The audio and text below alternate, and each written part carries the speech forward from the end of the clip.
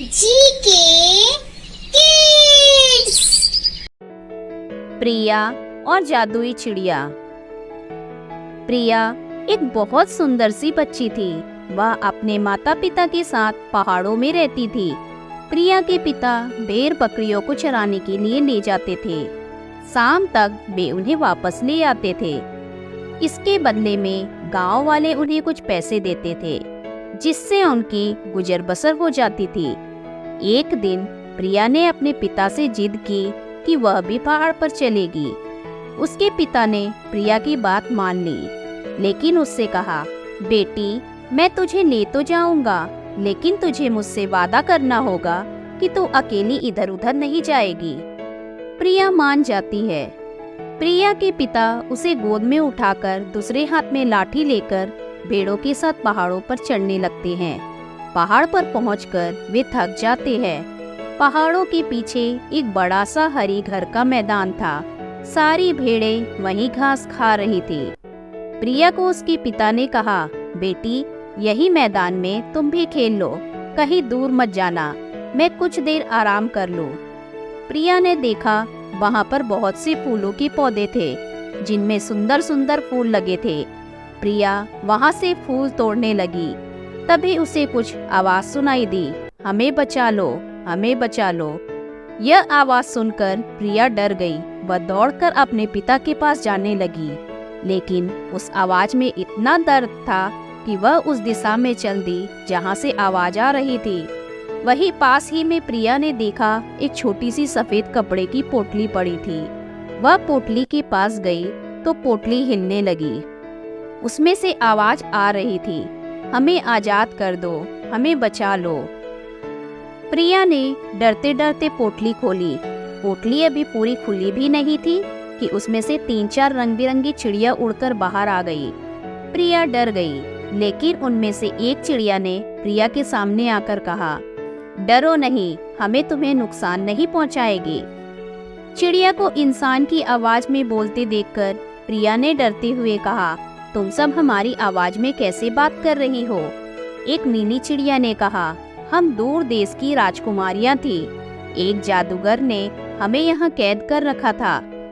हमारे पिता से उसने हमें छोड़ने के बदले राज्य मांग लिया। राज्य लेने के बाद भी उसने हमें नहीं छोड़ा। प्रिया ने पूछा, लेकिन अब क्या होगा? तुम वापस अपने असली रूप में कैसे आओगी? यह सुनकर एक चिड़िया ने बताया, इस पोटली को अगर तुम तोड़ दो तो जादूगर का जादू खत्म हो जाएगा और हम असली रूप में आ जाएंगे। जादूगर का जादू खत्म होते ही हमारे पिता भी आजाद हो जाएंगे, फिर वो जादूगर को कैद कर लेंगे। प्रिया बोली, बस इतनी सी बात? यह कहकर प्रिया उस पोटली को उठाकर जोर से जमीन में मारती है। पोटली मिट्टी की थी, वह टूट जाती है। पोटली के टूटते ही चारों राजकुमारियां अपने असली रूप में आ जाती है। एक राजकुमारी अपना सुंदर सा मुकुट प्रिया को देती है। एक राजकुमारी प्रिया को अपने कपड़े देती है और उसके कपड़े खुद पहन लेती है। उसके बाद वे चारों राजकुमारियां वहां से चली जाती है। प्रिया अपनी सूझबूझ खोकर सब देखती रहती है।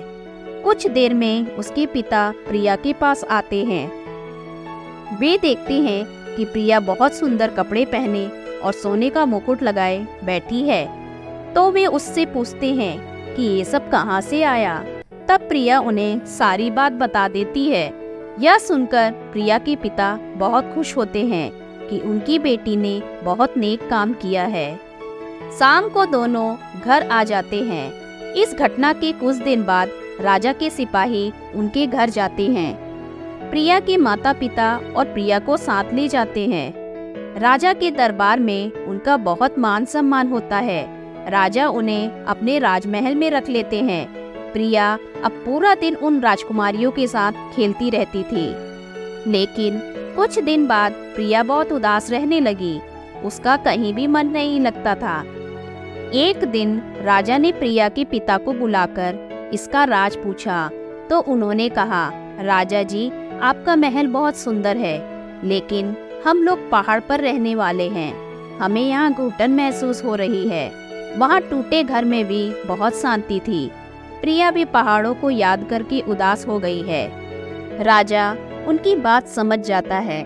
वह अपने आदमियों को भेजकर प्रिया के मकान की जगह सुंदर सा मकान बनवा देता है।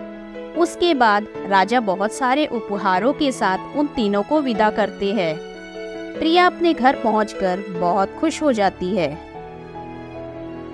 धन्यवाद।